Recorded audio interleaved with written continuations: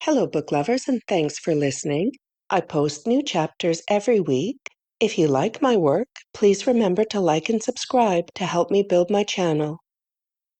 The Stillwater Girls by Minka Kent. Narrated by Jennifer Schafer. Chapter 34. Nicolette. You can have anyone you want, I say. Just know the ones with the boring boxes are healthier, and the ones with the bright colors are full of sugar. The girls say nothing, staring with wide eyes down the cereal aisle at the Stillwater Grocery Mart.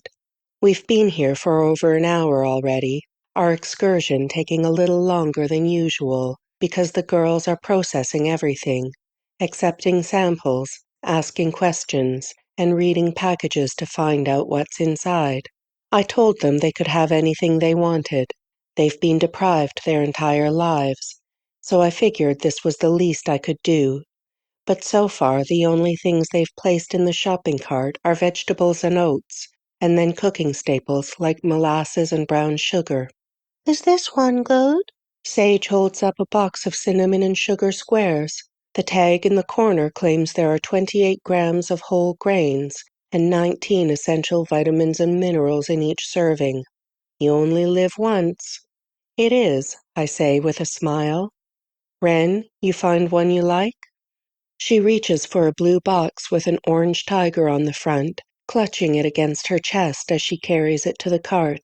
Glancing at my watch, I tell them, we should head to the checkout now. The girls follow, keeping close behind me, and we pick a lane that doesn't have a wait, but does have all the candy in the universe, wrapped into one strategically crafted display case. Go ahead, I say, pointing. Wren shakes her head. No, thank you. Sage grabs a box of grape nerds, shaking it, and then grabs a package of sour Skittles and a Mars bar. Nicolette?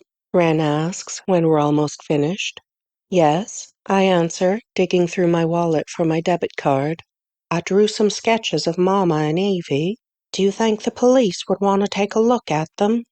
I know the girls gave them the physical descriptions of their mother and sister that first day, but I don't believe they've sat down with a sketch artist yet. Of course, everything helps. She releases a harbored breath, smiling, and it breaks my heart that she felt the need to ask for permission. I can't help but wonder how much of her life was under someone else's thumb, and I'm beginning to think the answer is all of it. How are you liking the studio? I ask. It's a miracle Brand opened that space to her. He rarely lets me set foot in there, but he seemed to have rolled out the red carpet for Wren. And it's funny, because I expected Wren to be hesitant with him, to be leery. But if anything, he's brought out a warmth in her that wasn't there before.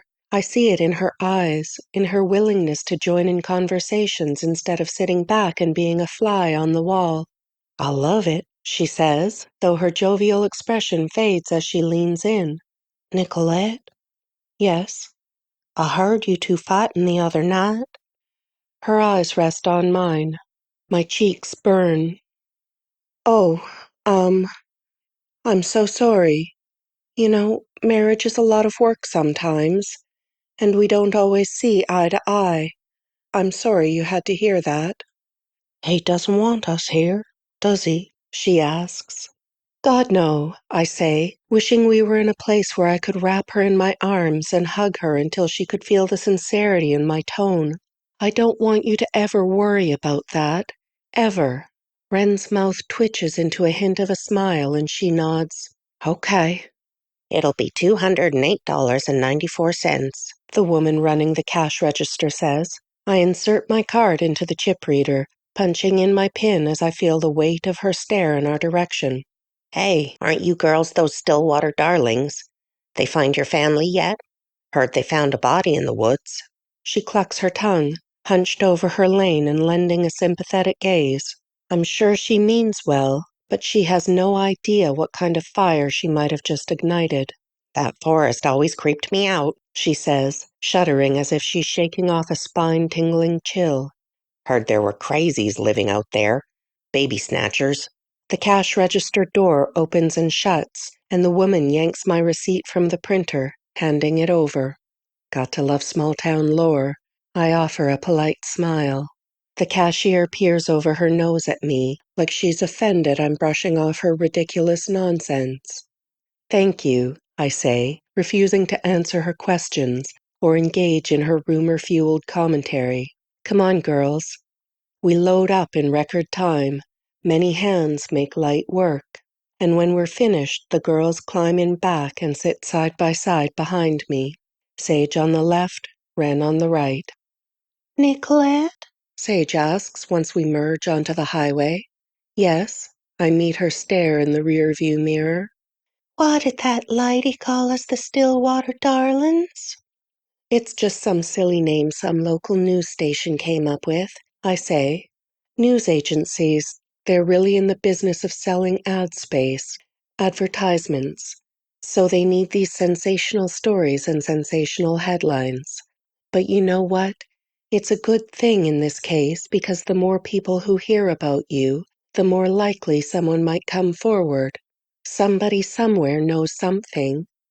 The girls are quiet for a moment, and I tighten my fingers around the steering wheel while I wait for the inevitable next question. Why did she say they found a body in the woods? Sage asks, her voice low and barely audible over the road noise. Clearing my throat, I pull in a deep breath. This isn't how I wanted to tell them, or when I wanted to tell them. I was going to wait until we got home so I could sit them down. But it seems the choice has been made for me already. The police did find a body, I say, but they haven't identified it yet. They'll tell us as soon as they know something, I promise. We drive 3 miles before anyone speaks again. When do you think they'll know if it's Mom or Evie? Wren asks. There's a strain in her voice, her tone deflated. Sweetheart, I'll tell you as soon as I hear something. I promise. Slowing as I approach my turn, I glance back for a second, only to spot their skinny little fingers laced together. Wren stares out the window. The remaining ride home is silent, save for the low-volume drone of the 70s rock station playing on the satellite radio. As soon as we pull into the driveway, I back into the garage and pop the trunk. Brant's car is gone. His side of the garage is vacant, and only when the girls and I are carrying bags in do I remember the area code 212 phone calls on Fridays between 9 and 10 in the morning. Why don't you two go relax for a bit? I ask, hoping they don't sense the distraction in my tone. Sage plops down at the kitchen table, her 3 packages of candy displayed before her like prized treasures.